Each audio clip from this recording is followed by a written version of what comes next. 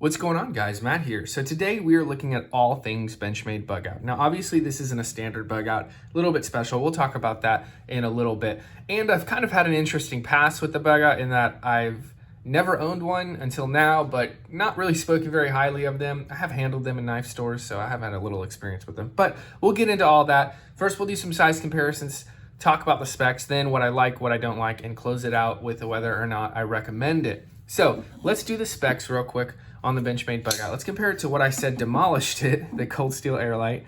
Obviously, that video is kind of tongue-in-cheek, guys. You know, like, titles are meant to grab people, and I talked about why I didn't prefer the Bugout, but I did state it was a good knife. So, you know, take that for what it's worth. Watch the video. Yeah, sometimes I make my titles a little bit silly, but, you know, it's trying to kind of pull people in to watch the video.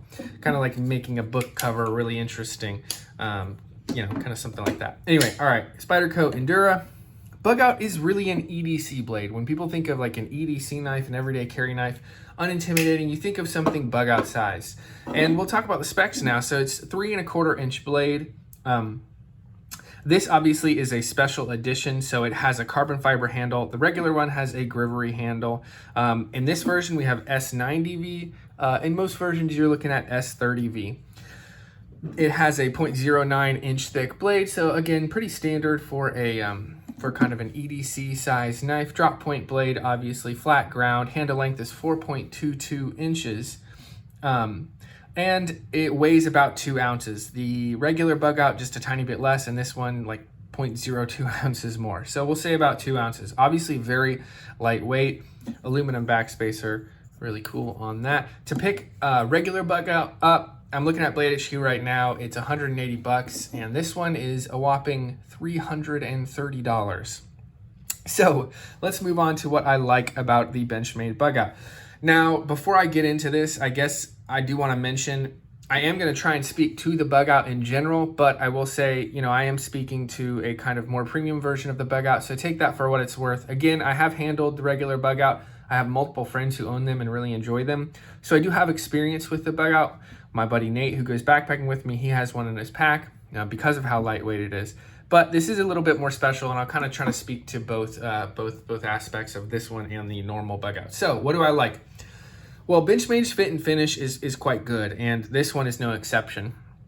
Everything is really rounded. This carbon fiber is very nice. You can kind of see that pattern. It's really pretty. Obviously, it's not a print. This is true carbon fiber.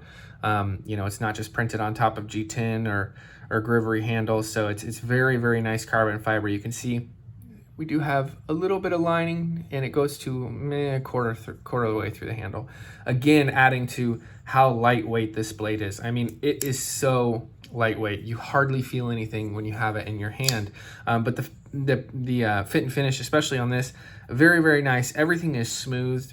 There's really no rough edges. You know, very nice fit and finish on this Bugout. And all the other Bugouts I've handled were the same. So I also really like the blue accents, specifically on this one, but also on the normal one. They have blue accents, and they also have different colored accents depending on what kind of color scheme you go through or decide to go with. So I really like those accents. Benchmade always does a good job, I think, of being thoughtful when it comes to design. They know that people like a good looking blade, and so adding some anodized aluminum I think is a really good idea. And that's another thing I really like is the variety. You know, you have so many options when it comes to the Bugout. Different steels, different colors, coated blade, uncoated blade. Really, really cool, and I really appreciate that about a lot of Benchmades. They really give you options. It's not just one color, one type of blade. A lot of options when it comes to steel, when it comes to handle color, all that stuff. So that's really cool. Another thing I really enjoy is the simple blade design. Now, I think I'd like this less if that wasn't clipped on the top, but because it's clipped, this drop point just has a really nice look to it, very utilitarian, and I think Benchmade really designed this very purposefully, right? They went to the drawing board and said, we're going to make the absolute lightest knife we can while still being relatively durable, and I think they did a really good job. Now, we'll talk about the flip side of that and why that hasn't made me super enthusiastic about the blade, but I think it's a very purpose-built knife, and that blade is part of that. It's simple, lightweight, but it also looks good, and it works well on this design. Another thing I enjoy is S30, or in this case S90. really, you can't go wrong with the steel that they choose to make the bug out in. It's all good. You know, it's going to blow AUS 10 out of the water when it comes to edge retention. So obviously it's not going to hold an edge that much as AUS 10 or, you know, even BG 10, you know, which probably hold an edge about the same as AUS 10 would, but it's going to hold an edge way better. S90V obviously is going to hold an edge forever. It's going to be pretty chippy. So if you need a little bit of a tougher knife, maybe don't go S90, maybe go with that S30, which also isn't super tough either. But we're talking about an EDC. We're looking more for edge retention than we are for anything. And this does a good job at that. And the last thing I really like is I like this deep carry clip that Benchmade does. It's very simple. Those screws are easy to access. It goes in your pocket real well, and it's just low profile. It's not very big, kind of keeps it out of the way. So I really enjoy this pocket clip. Well done on that, Benchmade. So what don't I like?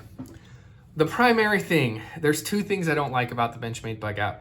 And I'd say the first one is bigger than the second one, but they're both a big deal. So I don't like the feel of the Benchmade Bugout. This even goes for this carbon fiber one, and it goes for the normal one as well.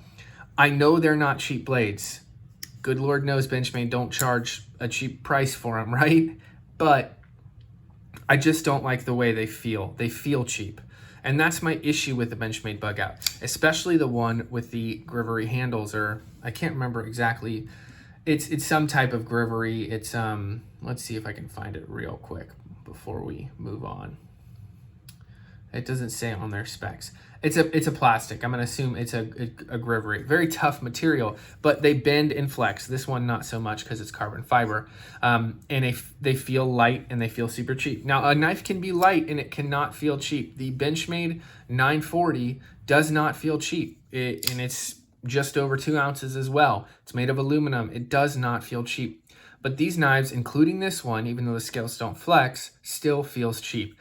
When I pull a knife out of my pocket, the thing I don't want to think of is, oh, this thing feels cheap. I want to enjoy pulling that out. One of the reasons I prefer the Airlight by Cold Steel, even though it's super lightweight, 3 ounces, has no liners, doesn't need them. It doesn't feel cheap, it feels quality. I know this is a quality knife, guys. I know this is a well-made knife, and I think that for some people looking for absolute lightweight, this is going to be perfect for them. But I'm not just looking to count every single ounce possible, guys. I want to enjoy the knife I own and enjoy the way it feels. And if it doesn't feel a certain way, I probably am not going to carry it or own it. So the feel of the Benchmade Bugout, even though I do know, again, I'll repeat for the 100th time, that it is a quality, well-made knife, I just don't like the feel of it.